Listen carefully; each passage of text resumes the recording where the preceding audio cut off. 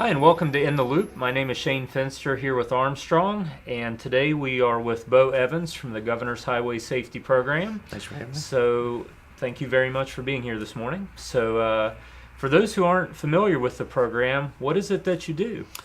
Well, anything related to highway safety that you can think of, we do uh, officer enforcement programs, initiatives, public education.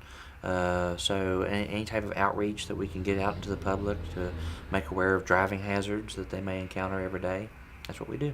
Great. So, speaking of driving hazards, let's take some time to talk about winter driving. Winter driving, that is a topic that most folks think, oh yeah, we're we know winter's coming, we're ready for it, but you may not, you may think that, but it may lead you into a false sense of security on that. There's a couple things that have to be looked at with winter driving. One is your vehicle ready for it. Do you actually have enough tread on your tires to actually grip the road? Do you have headlights that are frosted over? Do they need to be cleaned?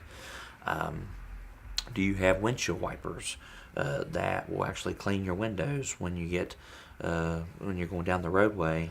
Salt and stuff and gunk gets splashed up on your windshield. Do you have windshield wipers that'll clean those off? Do you have windshield wiper fluid that'll help clean those off?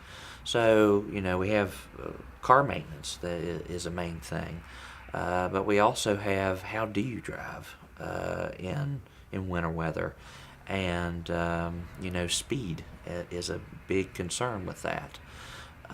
So those are the two things that you have to really take into account when you have winter driving. So, in terms of getting your vehicle prepped, you have your do-it-yourselfers, and you have some folks that are like, I wouldn't have the first clue where to start.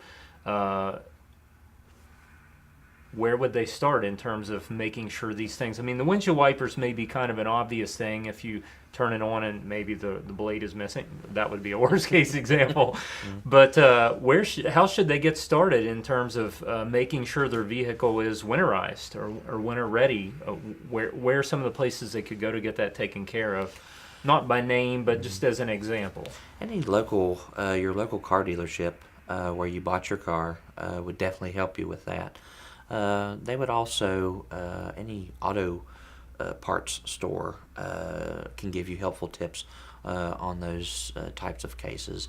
And also your local mechanic can give you a little tune-up and look at your tire tread, make sure you have enough tread on your tires, rotate your tires if need be, change the oil, make sure you have antifreeze in the car. You don't want it freezing up in the middle of winter.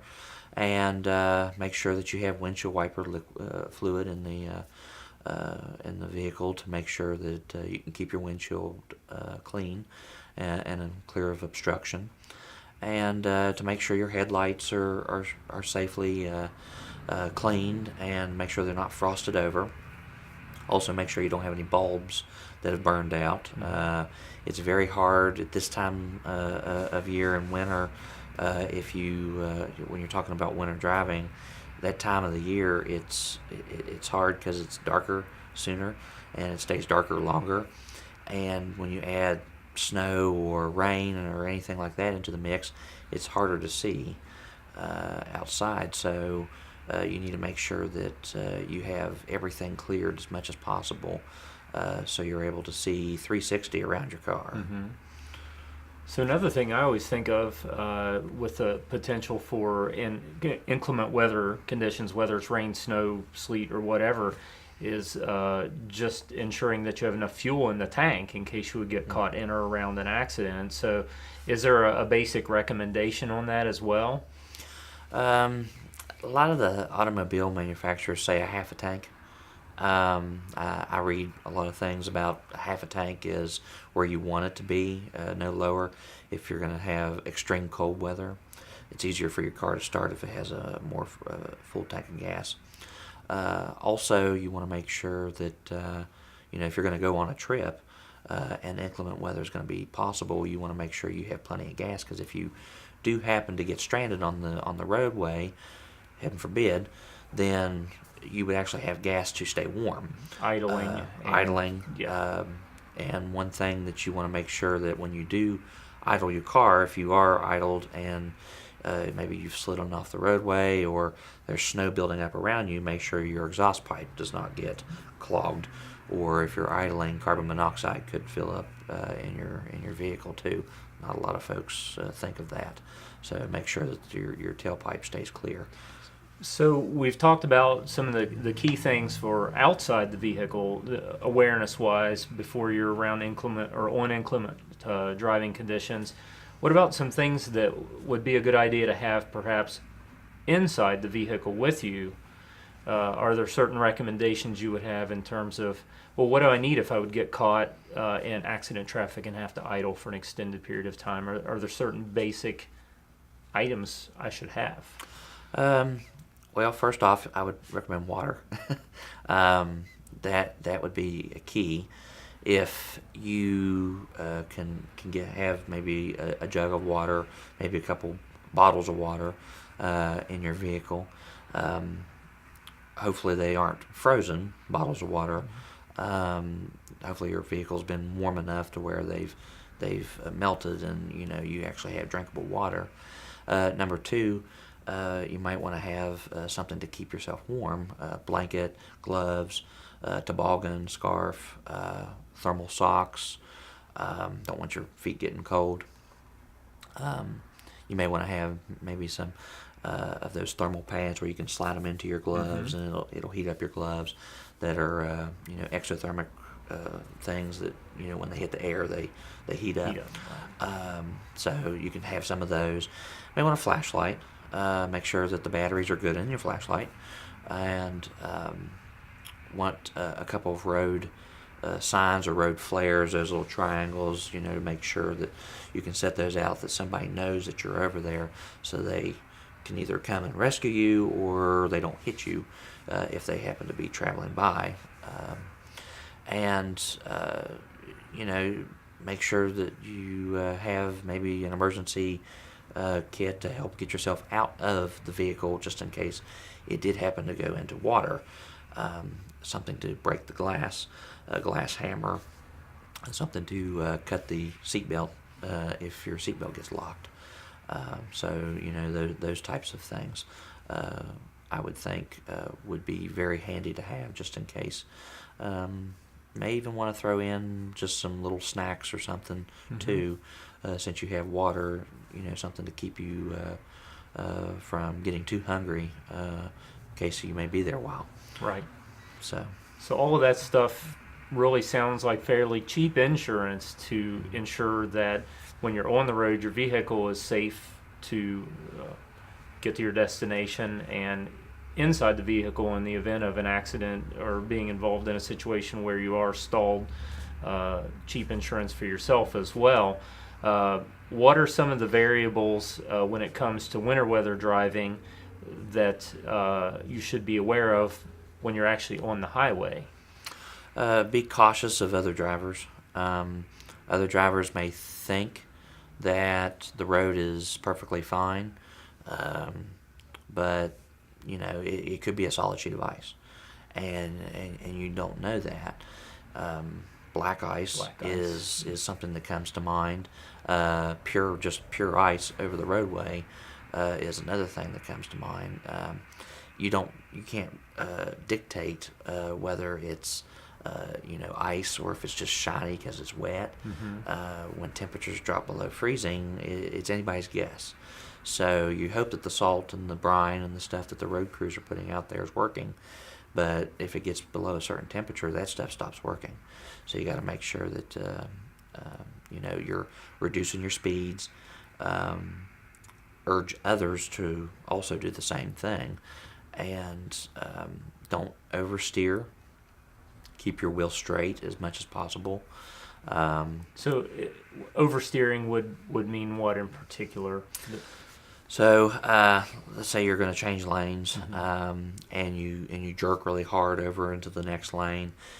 Don't be jerking really hard into the next lane. Kind of ease yourself over into the next lane.